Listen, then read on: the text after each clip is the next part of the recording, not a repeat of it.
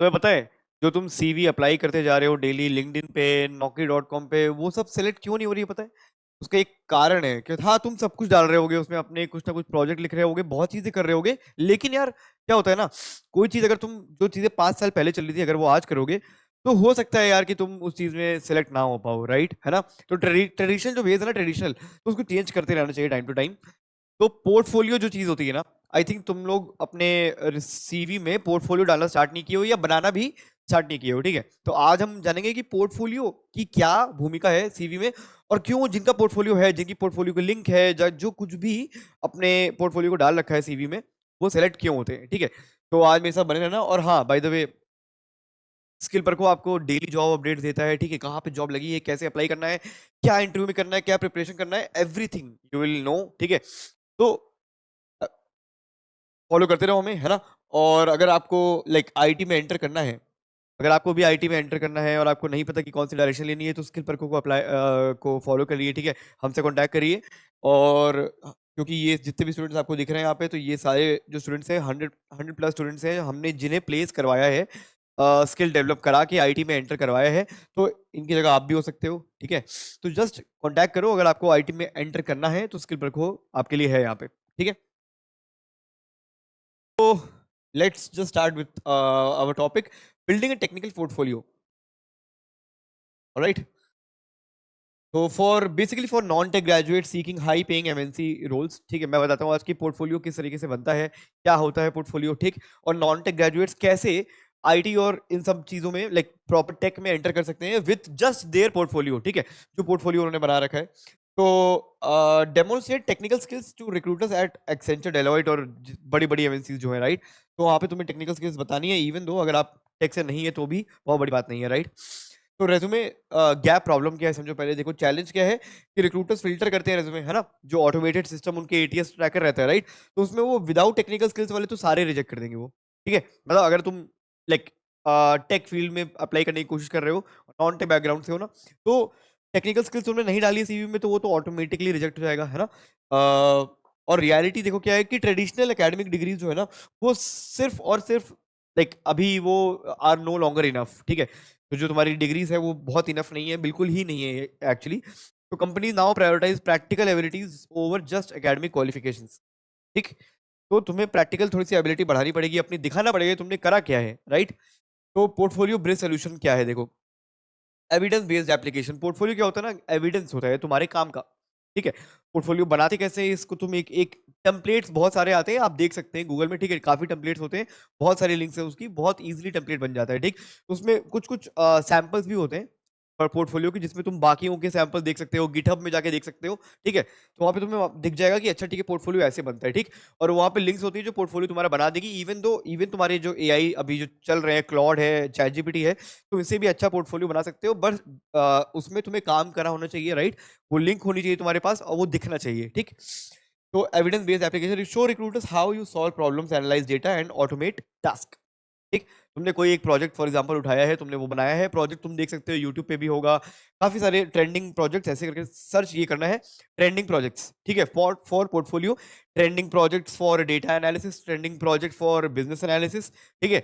Trending projects for front end developer, software developer, back end developer, ठीक? तो इस तरीके से तुम्हें सर्च करके देखना है, जो प्रोजेक्ट्स हैं उन्हें उठाओ, यूट्यूब पे भी तुम्हें मिल जाएंगे, तुम उन्हें देख के बना सकते हो, या उनमें तुम कुछ चेंजेस कर सकते हो, राइट? वो प्रोजेक्ट बनाओ, उसको गिटहब में डालो, ठीक? और वो जो गिटहब में डाला हुआ है वो लिंक तुम अपने पोर्टफोलियो में डालो। पोर्टफोलियो 1-2 पेज का बनता है, ठीक है? जैसे सीवी होती है ना, पोर्टफोलियो वैसे ही होता है, सजा सजाया होता है, ठीक है? अच्छा लगता है कि हाँ, ये 4 प्रोजेक्ट मैंने किए हैं, प्रोजेक्ट कैसे किए हैं, इसकी एक्सप्लेनेशन, ये होता है पोर्टफोलियो, ठीक? तो ये एग्जाम्पल था कि तुम दिखाओ रिक्रूटर्स को ना, रिक्रूटर्स को तुम्हें बताना ना पड़े, तुम वो सीधा देख लेंगे तुम्हारा काम यहाँ पे, okay? Demonstrate impact, recruiters prefer candidates who prove their skills with real world projects, ठीक है? प्रोजेक्ट सर्च करना है, बनाना है। तो एमएनसी स्किल्स और sequel core, SQL core, SQL को सीक्वल भी बोल सकते हैं, ठीक है? Structured query language, right? तो सीक्वल कोर क्या है, ये करता क्या है एसक्यूएल से की हेल्प से आप एक्सट्रैक्ट कर सकते हो डेटा, कुछ इन्फॉर्मेशन एनालाइज कर सकते हो उसमें, ठीक है? और जनरेट कर सकते हो रिपोर्ट्स, ठीक? तुम्हारा पावर बीआई और टैबल्यू, बहुत सारी चीजें होती है ना, तो एसक्यूएल की क्वेरीज पे ही चलती हैं वो सब भी, ठीक है? तो एसक्यूएल क्वेरी अगर आप सीख लेते हो तो काफी काफी एनालाइज करना इजी हो जाता है डेटा, ठीक है? एनालिसिस करना है, उसके बाद आइडेंटिफाई टॉप प्रोडक्ट्स, ठीक? वही सर्च करना है। And analyse customer behaviour. ठीक, सिंपल। और बहुत सिंपल नहीं है लेकिन जाके एक बार रिसर्च करिए, थोड़ा सा समझिए कि क्या आपकी फील्ड में, अगर आप डेटा एनालिसिस के लिए जा रहे हो तो देखो कि मार्केट ट्रेंड क्या चल रहा है, उसमें कौन सा प्रोजेक्ट्स हैं। और फॉर एग्जांपल एक प्रोडक्ट है, वो प्रोडक्ट बिक रहा है तो उसका कस्टमर एनालिसिस देखो। ठीक है, कि ये कस्टमर लाइक कर रहा है कि नहीं, फीडबैक क्या है कस्टमर का। ठीक है, यही होता है एनालिसिस। ठीक है, एक प्रोडक्ट है, फॉर एग्जांपल किसी कोई भी प्रोडक्ट उठा लो आप, जैसे एक बिस्किट है, तो वो बिस्किट की कंपनी पे देखो कि क्या ट्रेंडिंग चल रहा है, उस बिस्किट को कितने लोग लाइक कर रहे हैं, कितने लोग डिसलाइक कर रहे हैं, कमेंट कमेंट कर रहे हैं। यही होता है एनालाइज करना। ठीक है, और ऑटोमेशन लगाना पड़ेगा आपको कि कितना ऑटोमेटेड है। ठीक है, एक्सेल यूज कर सकते हो, एपीआई है। ठीक, तो streamline workflows for high paying MNC role. Streamline करो अपना वर्कफ्लो जो है, वो पोर्टफोलियो में आपको दिखाना पड़ेगा वहाँ पे कि आपने किस तरीके से ऑटोमेट किया हुआ है। जैसे एक्सेल एक बनाते हो, उसमें फॉर्मूला वगैरह लगाते हो तो ऑटोमेटेड हो जाता है। ठीक, ये 3 चीजें हैं जो जो एमएनसी मांगती है। ठीक है अगर आप टेक फील्ड में जा रहे हैं तो ऑफ कोर्स। और sequel case studies, SQL case studies and documentation. अब ट्रांसफॉर्म एकेडमिक प्रोजेक्ट्स जो है तुम्हारे into technical case studies. Projects को केस स्टडी की तरह दिखाओ कि इस केस को स्टडी किया है मैंने, है ना। Documentation makes your project credible. ठीक, क्रेडिबल वही मतलब ट्रस्ट वर्दी बनाता है तुम्हारा डॉक्यूमेंटेशन, है ना। और तो इसमें क्या क्या है, प्रॉब्लम स्टेटमेंट और क्लीनिंग स्टेप्स। ठीक है, प्रॉब्लम क्या है और क्लीनिंग कैसे करनी है इसकी, ये बताना होता है तुम्हें। ठीक है, अगर तुमने कोई भी प्रोजेक्ट बनाया है उसमें। और सीक्वल क्वेरी लॉजिक, वहां पे लिखना पड़ेगा क्वेरी क्या क्या लगा रही है ना। और रीजनिंग एंड की बिजनेस इनसाइट्स डिस्कवर्ड। ठीक है, बिजनेस इनसाइट वही कि कस्टमर की फीडबैक क्या है, क्या आगे करना चाहिए, राइट। तो ये 3 चीजें हैं जो हमें एक प्रोजेक्ट में दिखानी होती है। ठीक है, पोस्टिंग प्रोजेक्ट्स ऑन गिटहब।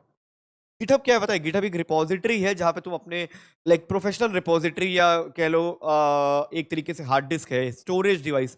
ठीक है, तो गिटहब पे तुम अपना जो भी प्रोजेक्ट बनाए हो वहां पे तुम रख सकते हो, उसका लिंक निकाल के पोर्टफोलियो में डाल लो, लिंक्डइन पे डाल लो, सीवी पे डाल लो। ठीक है, तो गिटहब थोड़ा सा प्रोफेशनल साइट है कि अगर तुम वहां पे गए हो, अपना प्रोजेक्ट डाला है, तो उसको बाकी पब्लिक भी देख सकती है। ठीक है, इवन दो अगर तुमने लिंक ना दी हो तो भी लोग गिटहब पे आते रहते हैं। जैसे अभी आप जाओगे, आपको बाकियों को दिखेंगे, और वैसे ही वो भी आपको देख सकते हैं।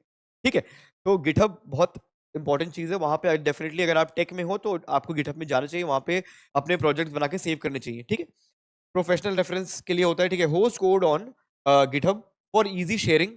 ठीक, it provides version control and a professional presentation of your technical logic. ठीक है, उसमें लाइक प्रॉपर्ली अच्छे से दिखता है आपका बिहाइंड द सीन, जो कोड आपने लिखा हुआ है वो दिखता है, या कुछ और प्रोजेक्ट बनाया हुआ है तो वो भी वहां पे सेव कर सकते हो आप। ठीक है, एसक्यूएल क्वेरी है, anything.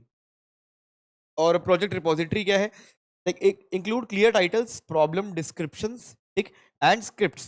This creates a credible technical repository for recruiters. ठीक है, तो प्रोजेक्ट रिपोजिटरी यही है कि मतलब प्रोजेक्ट सेव करना, रिपोजिटरी। ठीक है, उसे बोलते हैं, सेव होता है वहां पे जहाँ हार्वेस्ट होता है। ठीक, तो प्रोजेक्ट रिपोजिटरी इधर हो गई। ठीक है, और ये तुम्हारा प्रोफेशनली बहुत अच्छा लगता है गिटहब में डालना, और प्रोफेशनली डालना भी चाहिए। अगर टेक में जा रहे हो तो गिटहब में तो तुम्हारा अकाउंट रहना ही रहना चाहिए। ठीक,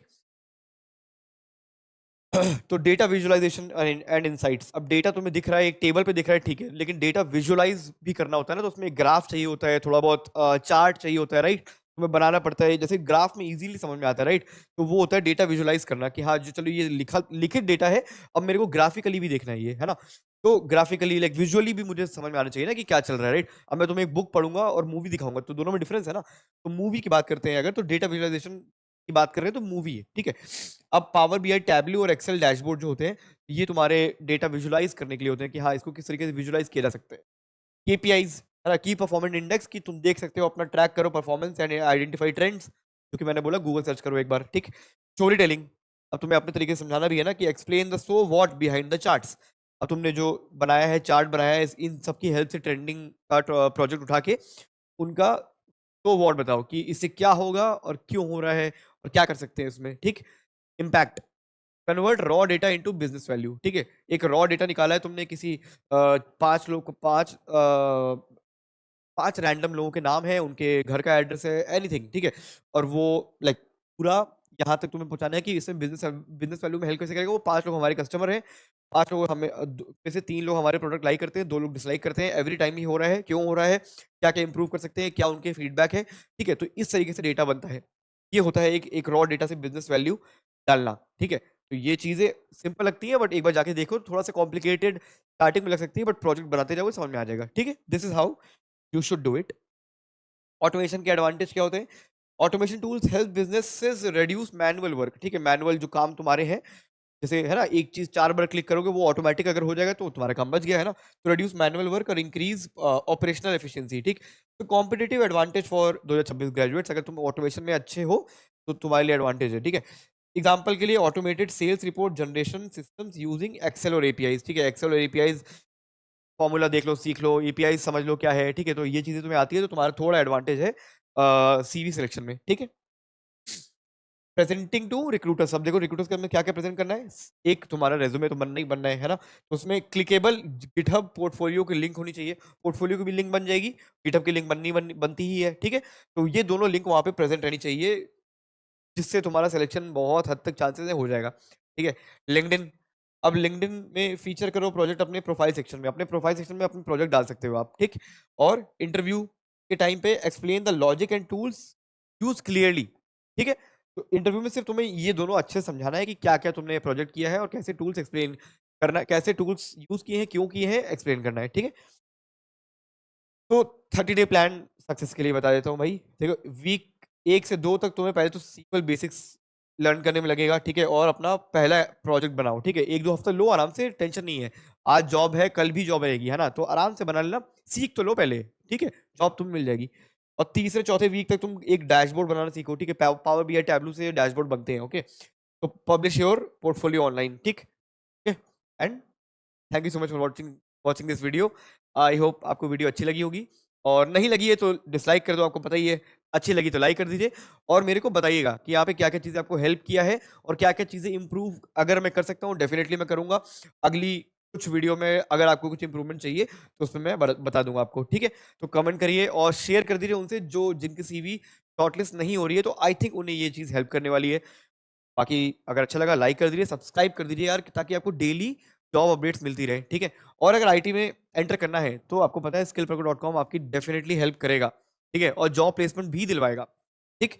तो देर किस बात की, जल्दी से कॉन्टैक्ट करो हमें। एंड अगर इंस्टाग्राम अभी भी आजकल अगर स्क्रॉल कर रहे हो तो हमें फॉलो कर सकते हो आप, ठीक है। चलो अगली वीडियो मिलते हैं guys, bye bye, thank you so much.